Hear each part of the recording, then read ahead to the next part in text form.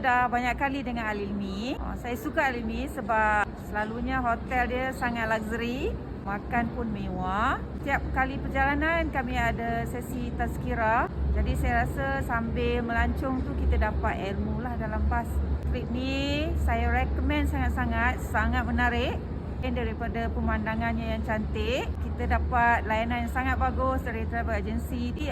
Saya cadangkan jika anda ingin melancong ke Yunan, pilihlah Al-Ilmi Travel. Very good. Mestilah 5. Okay, thank you. Mengikuti trip Al-Ilmi ke Yunan. Trip dengan Al-Ilmi ni bukan kali pertama. Saya rasa alhamdulillah trip ni kalau ada kawan-kawan nak follow, boleh follow.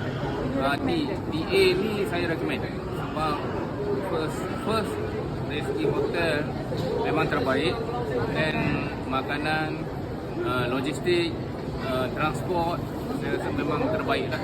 Sebelum ni saya selalu travel private, tapi so saya dah ikut grup ke Turki, grup ke Yunan.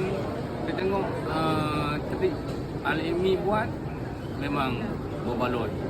Jadi saya cadangkan siapa yang nak pergi merasa melancong ke luar negara, ikutlah Al-Ilmi ni. Saya rasa sangat berpuas hati.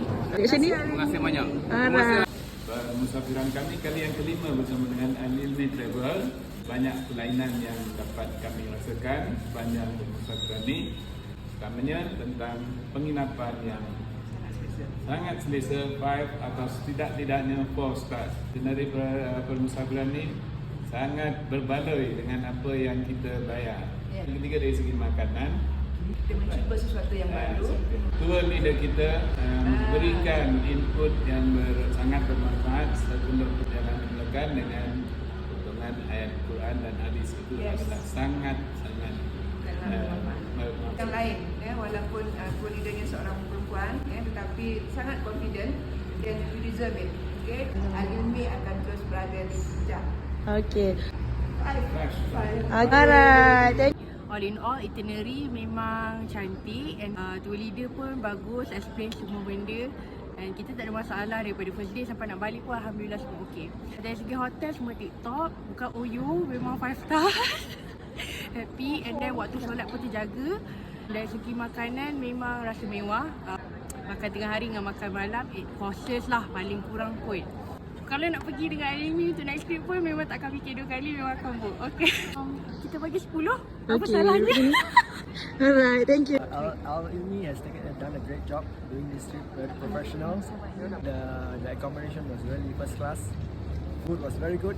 The places we visit were really up to expectation. We look forward to the next trip. Okay, kedua. Kali kedua, first one is Europe pun best. Okay. Okay. Alright. Di kali kedua saya ikut trip Al-Ilmi. Alhamdulillah, hotel bagus, makan bagus, cuma selera kita lah. Rem pun cantik tersusun. Okey. Bila bagi 5 star. Alright. Okay, thank you. Ini first time kita orang guna Al-Ilmi Travel. Alhamdulillah, banyak ilmu-ilmu yang kita dapat share sama-sama. Pagi ada tazkirah, pagi ada sharing, pagi ada doa. Yang selama yang kita ikut ejen tu kurang lah sikit, sikit itu kan. So kita punya solat terjaga, makanan pun okey, tempat-tempat yang kita pergi pun okey, harga pun berpatutan. Alright. Dan Al-Ilmi buat kali yang kedua rasanya.